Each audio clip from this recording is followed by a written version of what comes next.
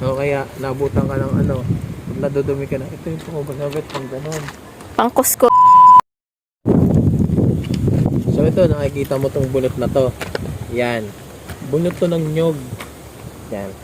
Nung unang panahon, nung kapanahonan ng mga lolo't lola mo, lola natin, itong bunot, ginagawa nilang mudes.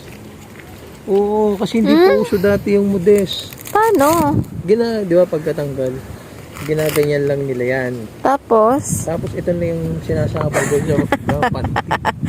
Yan yun. Hindi lang yun. Totoo ba? Natatay ka na. O kaya nabutan ka ng ano, pag nadudumi ka na, ito yung pangubasabit, pang ganon. Pangkuskus. Oo, pangkuskus.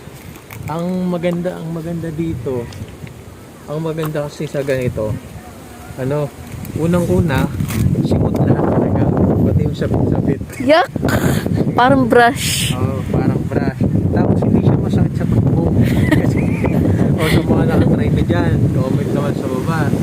Comment Mga sa baba, ano? ginamit yung panghugas ng pet nyo to. Yan, ang tawag dito bunot. So maraming gamit to. Walang tapon dito. Pwede mo rin ipangdingas. Pwede mo rin siyang ipangdingas. Pag magpapakoy ka, pwede rin to. Pwede rin pampausok. Yan. Pwede rin yan.